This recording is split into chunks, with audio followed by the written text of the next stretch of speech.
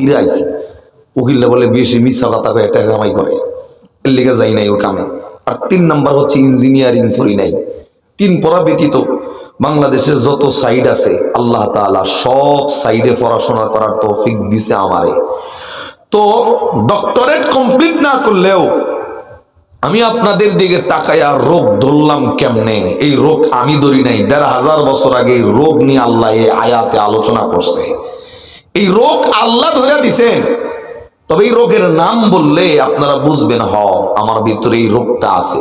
আমি রোগের নামটা বলি, যদি রোগ ভিতরে থাকে তাহলে স্বীকার করবেন, রোগ না থাকলে বলবেন যে হুজুর আমি রোগ থেকে মুক্ত।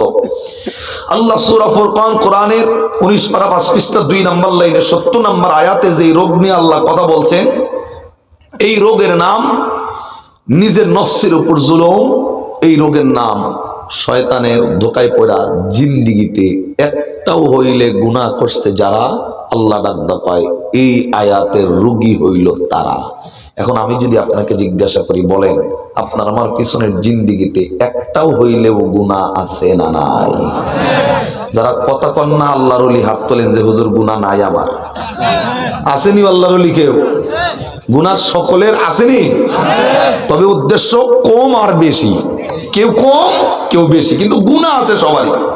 যারা কথা কবার চান না, আমি ভাববো হে আল্লাহর ওলি, এর চাইতে বড় বুজুর্গ দুনিয়াতে কেউ নাই। নিজেকে যেই বান্দা যত ছোট মনে করবে ওই বান্দারে তত বড় বানায় দিবে কে? আল্লাহ। তাকায় দেখবেন আকাশ থেকে যখন বৃষ্টি নামে, এই বৃষ্টির পানি কিন্তু উঁচা জায়গায় জমা হয় না, মাটির নিচে যেখানে পানি গড়ায়া গড়ায়া জমা হয় সেইখানে। এর জন্য নিজেকে ছোট মনে করলে ওই বান্দারে কে বড় বানায় দিবে? আল্লাহ বড় বানায় দিবে। সম্মানিত ভাই, তবে যেই গুনার ব্যাপারে আল্লাহ আয়াত নাজিল করলো, বাদে কুশার মানুষের জন্য আমি কিন্তু জাহান্নামের সুসংবাদ দিতেছি না এই আয়াত দিয়া। আল্লাহ গুনাহগারের জন্য আয়াত নাজিল করছে, তবে জাহান্নামের দুঃখের সংবাদ দিয়া না। কবরের ভিতরে আযাবের আয়াত আল্লাহ নাজিল করে নাই, কবরের শাস্তির আয়াত আল্লাহ এই আয়াতে নাজিল করে নাই। গুনাহগারকে ডাক দিছে ঠিকই, কিন্তু গুনাহগারকে একটা সুসংবাদ দিয়ে আল্লাহ ডাক দিছে। সুবহানাল্লাহ। গুনাহগারের জন্য আবার সুসংবাদ হয়, এটা আবার কেমন আয়াত?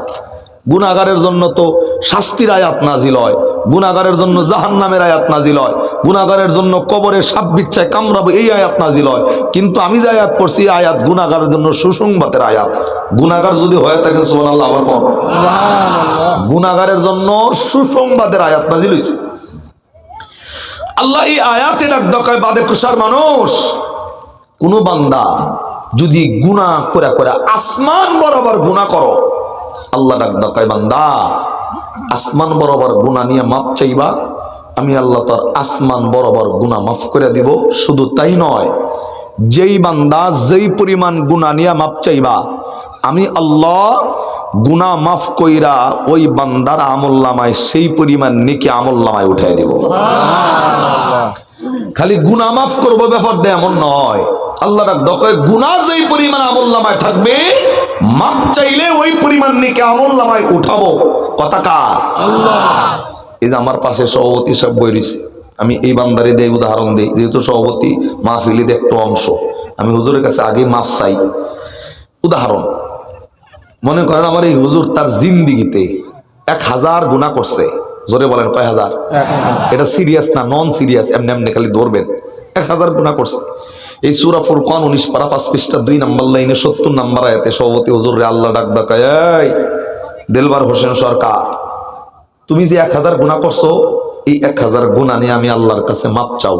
আমি আল্লাহ তোমারে ওয়াদা দিলাম এই আয়াতে, 1 নম্বরে তোমার অন্তর যদি সহি হয় 1000 গুনাহ আমি আল্লাহ মাফ করে দিব, এবং গুনাহ মাফ চাওয়ার কারণে তোমার প্রতি খুশি হয়ে আমি আল্লাহ সাথে সাথে তোমার আমলনামায় 1000 নেকি দান করব। সুবহানাল্লাহ। আবার বুঝতে বলেন এই বান্দার গুনাহ ছিল কয় হাজার? জোরে বলেন। মাফ চাওয়ার লগে লগে মাফ করে দেওয়ার প্রতিশ্রুতি দিবেন কে? আল্লাহ। শুধু মাফ করবে না, বরং আমলনামায় নেকি ঢুকাবে আল্লাহ। কয় হাজার? 1000। গুনাহ 1000, নেকিও মাফ করবে আল্লাহ, গুনাহ নেকির দ্বারা পরিবর্তন করে আমলনামায় উঠাবে। এখন এই বান্দা তো হাজি মানুষ, এর লিগা গুনাহ করছে 1000, কিন্তু এখানে আমার মতো কিছু পাবলিক বইরিছে, যেই বান্দা গুনাহ করছে 10 মিলিয়ন, 20 মিলিয়ন, কোটি কোটি কোটি কোটি গুনার মালিক। এই বান্দার উপায় কি?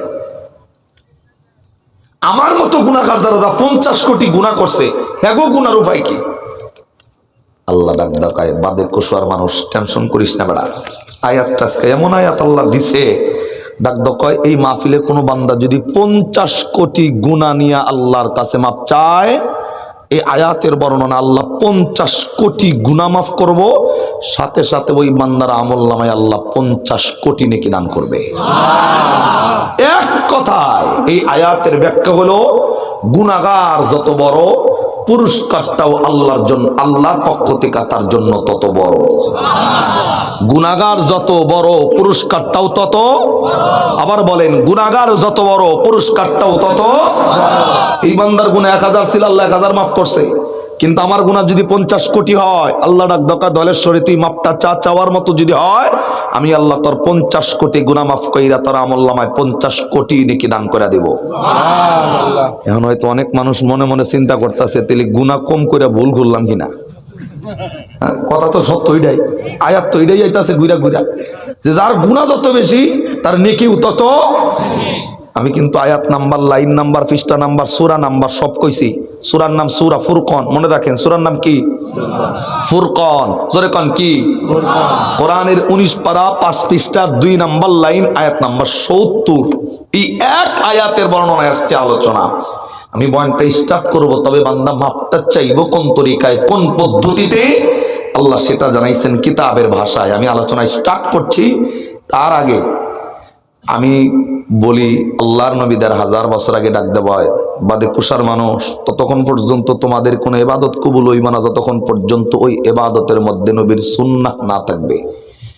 এই যে আপনারা যে মসজিদ বানাইছেন, কোন পাশে মসজিদ?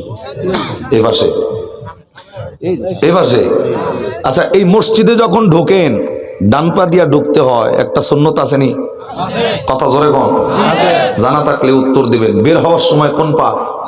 বাম পা দিয়া বের হওয়ার সুন্নাত। বাম পা দিয়া বের হওয়া কি? রাস্তায় চলার সময় ডান দিক দিয়া চলা সুন্নাত। খাইতে বসবেন, প্লেটের ডান দিক থেকে খাবার শুরু করা সুন্নাত। খাইতে বসার একটা সুন্নত আছে। এবং কি, বান্দা ওযু সেঞ্জায় ঢুকবে কিভাবে, পেশাবখানায় টয়লেটে ঢুকবে বাম পা দিয়া, বের হবে ডান পা দিয়া, সুন্নাত। রাস্তায় চলার সময় চলা ডান দিক দিয়া সুন্নাত। শুইবেন ডান কাতে শোয়া আপনার জন্য সুন্নাত। স্ত্রী সহবাস কিভাবে করতে হয়, এখানেও নবীর সুন্নতের আমল দিয়ে জিন্দেগি সাজানো। আল্লাহ নবী সাজায় গেছে।